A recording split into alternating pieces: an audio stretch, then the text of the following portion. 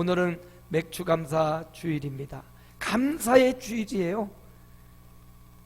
생각해보면 우리 하루하루는 감사가 넘쳐나는 하루입니다. 여러분, 우리의 삶에 의미를 부여하세요. 우리의 삶에 드러나는 사건과 사고, 현상과 상황 가운데 좋은 의미, 거룩한 의미를 부여하면 감사하지 않을 게 하나도 없더라는 거예요. 감사의 의미를 부여하십시오. 오늘 이렇게 덥고 힘든 날 예배당에 온 것 감사합니다. 오늘 우리 박순남 권사님이 코로나 3년호를 뚫고 오늘 맥주감사주일 맞아 이렇게 오신 것 감사합니다. 9학년 3반인데요 제가 보기에 6학년 3반 같아요. 그러지 않습니까? 초등학교 6학년밖에 없더라고. 여러분도 7학년 8학년 되더라도 무조건 6학년이라고 우기십시오. 오늘 6학년 3반처럼 오늘 교회에 오셨어요. 박순남 권사님 박수 한번 쳐줄까요? 오늘만 나오실 게 아니라 이제 매달 첫날 첫 주일은 나오시겠다고 마음을 정하셨대요. 처음 첫 주일 나오고 두 주일 나오고 그러다가 계속 나올 줄로 믿습니다. 예. 감사의 이유가 너무나 많더라고. 오늘 우리가 눈을 뜬 것, 어떤 사람은 아침에 눈을 못 뜨고 돌아가시는 분 있잖아요. 오늘 우리가 눈을 뜬 거 얼마나 감사한 일입니까? 오늘 우리가 숨을 쉴 수 있다는 것, 어떻게 막 심장이 탁 먹히고 숨을 쉬고 싶어도 못 쉬는 순간이 있더라고요. 그런데 오늘 내가 자연스럽게 숨을 쉴 수 있는 얼마나 감사합니까? 오늘 내가 걸을 수 있는 다리가 있다는 것 얼마나 감사한 일입니까? 오늘 내가 우리 사랑스러운 교우들을 바라보고 마주할 수 있다는 눈이 있다는 것, 사랑스러운 목소리를 들을 수 있는 귀가 살아있다는 것, 여러분 힘들고 어렵지만 모든 삶에 감사의 의미를 부여하면 감사하지 않을 게 하나도 없다는 사실. 오늘 감사의 절기 맥주감사주일을 맞이하여 저와 여러분에게 이 감사가 넘쳐나시기를 축복합니다.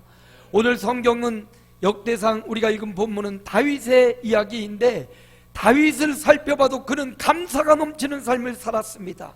그는 이스라엘의 이름 없는 한 가정의 목동으로 태어났어요. 양을 치는 목동이었습니다. 그런데 양을 치는 목동이었던 그를 하나님이 높이고 높이더니 온 이스라엘의 왕으로, 그것도 이스라엘 역사 가운데 가장 크고 가장 위대한, 가장 넓은 땅을 차지한 유명한 왕으로 하나님이 세워주셨습니다. 과연 다윗이 어떻게 이렇게 목동에서 왕이 될 수 있었는가? 오늘 말씀해 보니까 다윗은 감사가 넘쳐났기 때문입니다.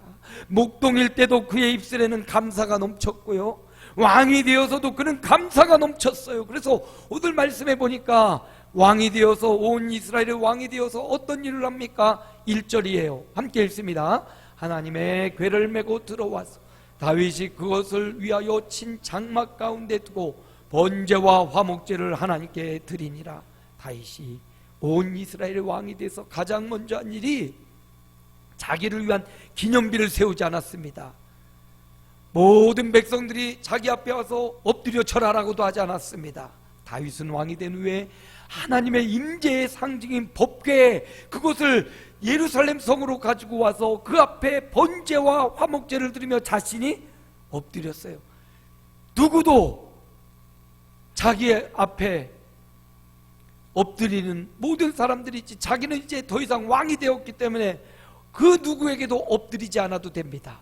그런데 그가 누구에게 엎드려요? 하나님 앞에 엎드리는 겁니다. 하나님의 임재의 상징인 법궤를 예루살렘에 가져와서 왕이 된 다윗이, 세상에 무서울 것 없고 두려울 것 없고 모든 사람 위에 있는 다윗이 넙죽 엎드려서 하나님의 번제단 임재 앞에 엎드려 경배하며 번제와 화목제로 예배하고 있어요. 이 모습은 바로 감사하는 다윗의 모습을 볼 수가 있습니다. 다윗은 사울왕에게 쫓길 때도 감사의 시를 지었어요. 감사의 시를 적어서 오늘 우리에게까지 전달해 주었습니다.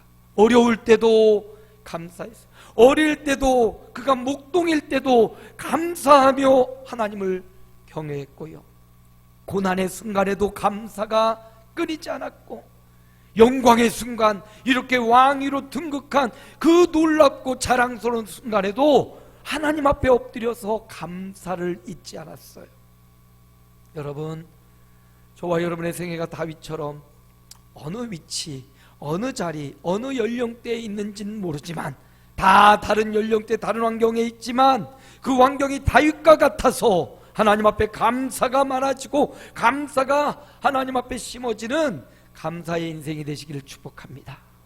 감사는 이처럼 다윗을 성장하게 했고 다윗을 성공하게 만든 근원, 하나님 앞에 감사하는 삶을 살았던 것입니다. 지금 어렵다고, 지금 괴롭다고 불평하지 않고요, 지금 어렵고 힘들지만 이 위기를 넘기실 그 하나님을 바라보면서 감사했어요. 그랬더니 하나님이 그를 이처럼 높여주셨고 이처럼 위대한 자리에 오르게 하셨습니다. 그리고 다윗의 감사의 내용을 보니까 시편 9편에 보니까, 우리 함께 읽어볼까요? 내가 전심으로 여호와께 감사하며 주의 모든 기이한 일들을 전하리이다. 시편 9편도 다윗의 시입니다. 다윗이 어떻게 하나님께 감사하나 봤더니 전심으로 여호와께 감사하며, 왕이 된 지금도 전심으로, 목동이었던 그 어려울 때도 전심으로, 골리앗 앞에 섰을 때도 전심으로 하나님 앞에 감사하는 삶을 다윗이 살았습니다. 그렇게 전심으로 감사하니까 하나님이 기이한 일들을 다윗 가운데 일으켜 주셨어요. 가는 곳마다 이기게 하시고요, 아주 떡대가 엄청 큰 골리앗도 이기게 하시고요, 저 외국에 있는 적들도 다 이기게 하시고요, 어디를 가든지 하나님 여호와께서 다윗을 이기게 하셨더라. 그 승리의 비결을 보니까 감사에 있었더라. 이렇게 여호와께 전심으로, 전심이란 말은 뭡니까? 온 몸과 마음과 온 힘을 다하여, 이 말이지요. 오늘 맥주절을 맞이하여 저와 여러분의 감사도 전심으로 하나님 앞에 감사하는 감사의 절기가 되기를 축복합니다. 다윗은요, 자기 혼자 감사하고 끝나지 않고 이 감사의 영역을 점점점 확장시켰습니다. 그래서 오늘 제목이 감사의 영역을 확장하라. 따라합니다. 감사의 영역을 확장하라. 다윗은요, 감사를 확장시켜 나가는 걸 볼 수가 있습니다. 매 순간, 오늘 감사했다면 내일도 감사하고 모레도 감사하고 감사의 영역을 확장하는 겁니다. 예전에 우리 태풍이 살아있을 때, 우리 태풍이 돌아가셨습니다. 무지개 다리 건너갔어요. 근데 그 태풍이 살아있을 때 보면 가는 곳마다 하는 게 있어요. 다리를 들고, 이게 뭐 하는 겁니까? 영역을 표시하는 거예요. 가는 곳마다 자기 땅이래 그러면서 이렇게 영역을 표시하고, 가는 곳마다 영역을 표시해. 하다못해 짐승도 자기 영역을 표시하고 그 영역을 점점점 넓혀가더라고요.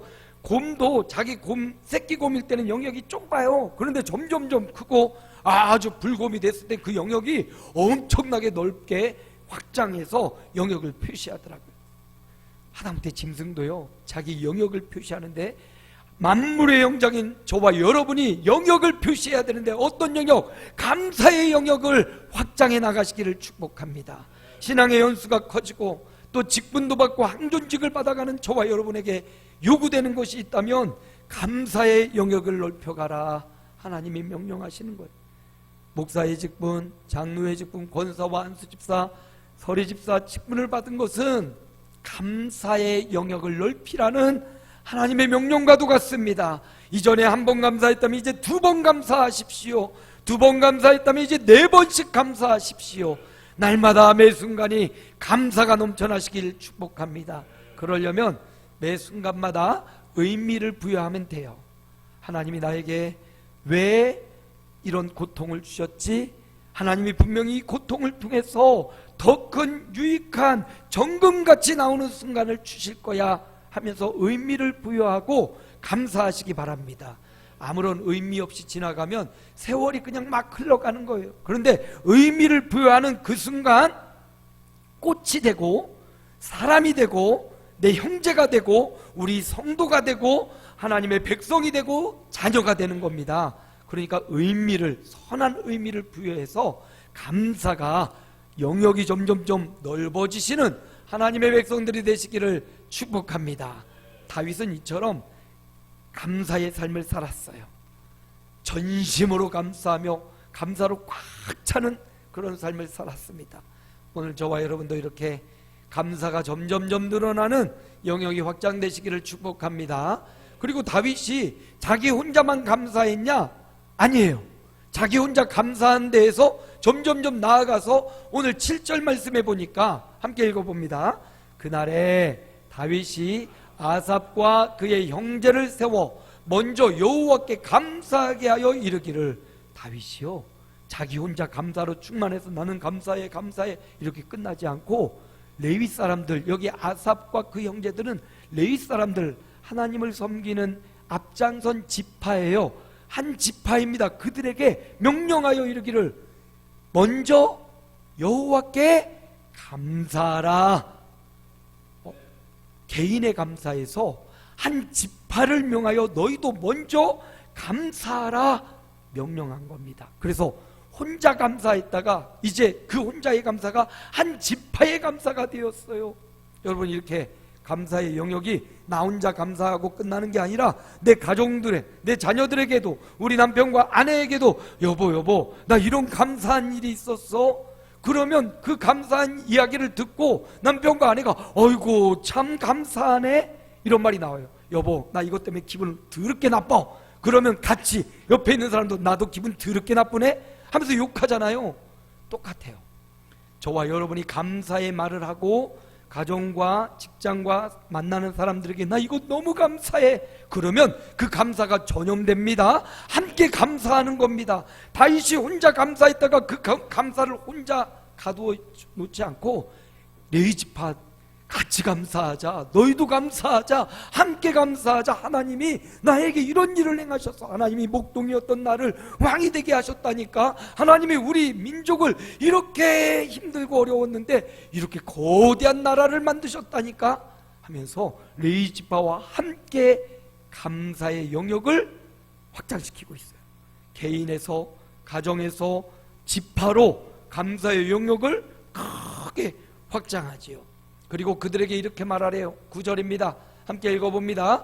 그에게 노래하며 그를 찬양하고 그의 모든 기사를 전할지어다. 레위 지파들에게 뭐라고 해요? 노래해라. 이제 이 감사한 내용을 그냥 속에 담아두지 말고 노래로 표현해라. 찬양으로 표현해라. 레위 지파는 원래 찬양하는 사람들, 예배하는 사람들이었습니다. 그러니까 다윗이 명령한 대로 다윗의 역대상 16장에 보면 오늘 본문이 다 다윗의 감사의 내용이거든요. 이 감사의 내용을 작사를 딱 해주니까 거기에 맞춰 레위 지파가 작곡을 해가지고 이거를 하나님 앞에 찬양으로 올려드리는 겁니다. 레위 지파 한 지파가 공동체가 되어서 이 찬양을 하니까 이 찬양을 누가 들어요? 누가 듣겠습니까? 첫째는 위에 계신 하나님이 들으셔요. 두 번째는 우리 옆에 있는 또 다른 지파들, 12지파, 이스라엘의 12지파가 레위 지파의 찬양 소리를 듣는 겁니다. 그 찬양의 소리가 여호와께 감사하라, 그 선하심이, 그 인자하심이 영원함이로다. 이 감사의 노래와 찬양 소리가 레위 지파를 통하여 온 지파들에게 지금 들려지고 있습니다. 자, 보십시오. 16장 8절입니다. 함께 읽어봅시다. 너희는 여호와께 감사하며 그의 이름을 불러 아뢰며 그가 행하신 일을 만민 중에 알릴지어다. 아멘. 이 찬양의 소리를 누구에게? 만민 중에 알릴지어다.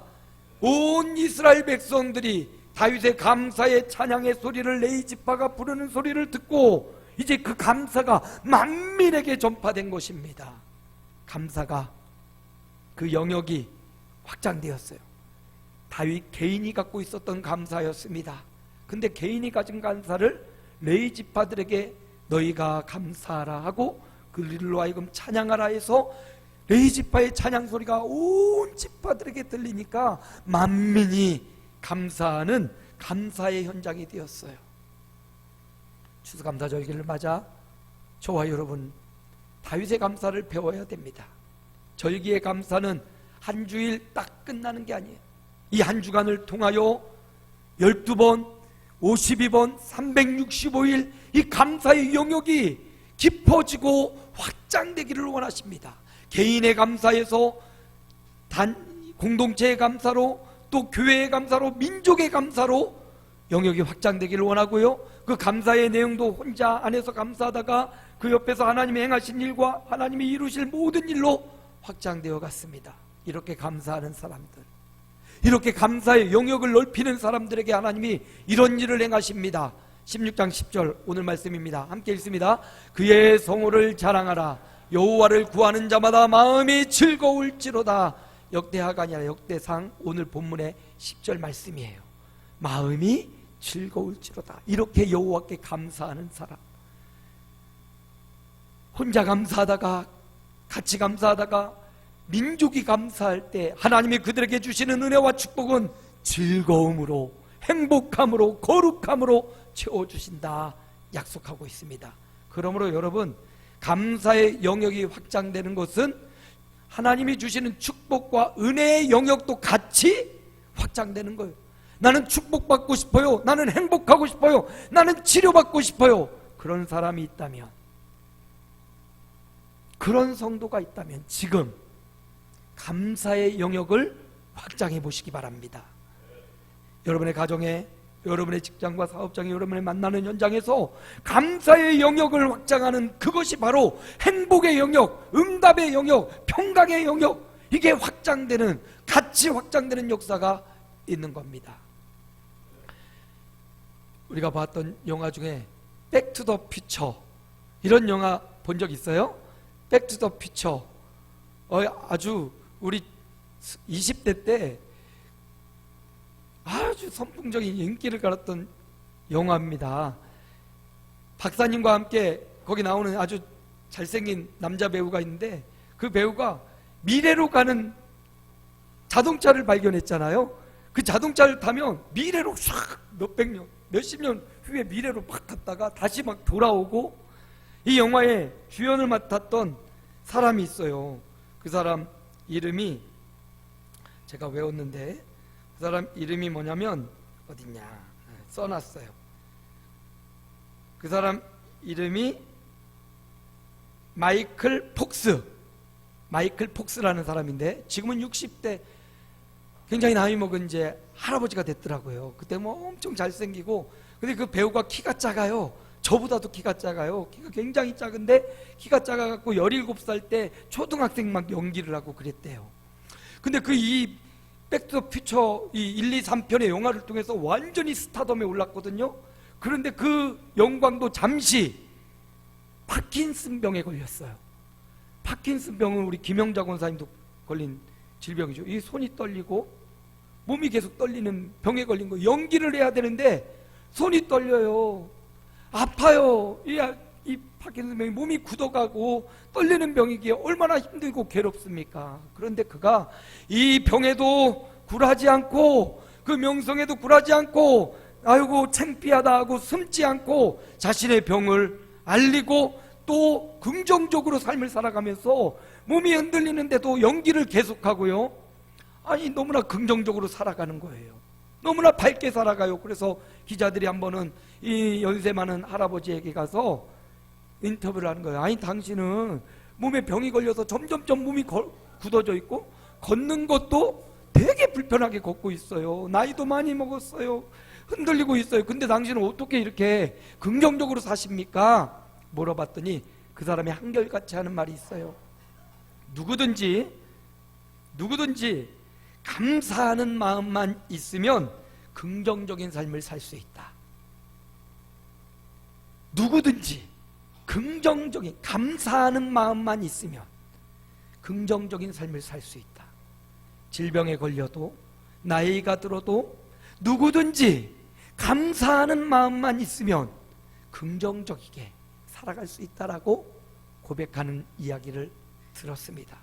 여러분, 세상을 살아가는 사람도 감사하는 마음이 긍정적인 삶을 이끌어낸다면 오늘 우리는 성도로서, 하나님의 말씀을 받은 성도로서 우리가 감사하는 삶을 살아가야 되는 것 마땅하고요. 그 감사의 삶을 살아갈 때 긍정적이고 행복하고 거룩하고 열정적인 삶을 충분히 살아가실 수 있습니다.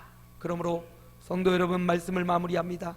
감사의 영역을 확장하시기 바랍니다. 감사는 우리를 긍정적이고 우리를 힘있게 살아가는 원동력이기 때문이에요. 다윗은 그 감사의 영역을 확장했어요. 어떻게? 개인적인, 다윗의 개인의 감사가 레위지파 아삽과 그 형제들의 감사로 확장시키고 결국 그 감사가 이스라엘 만민의 감사로 크게 확장시켰습니다. 그래서 이스라엘이 다윗이 사는 동안 이 감사가 넘쳐서 행복했습니다. 영역도 굉장히 넓어졌습니다. 풍요로웠습니다. 행복하고 거룩했습니다. 저와 여러분도 감사의 영역이 확장되어 하나님이 보장하신 행복과 거룩, 충만함과 평강을 누리시는 감사의 영역을 확장하는 하나님의 백성들 되시기를 주 예수님의 이름으로 축복합니다.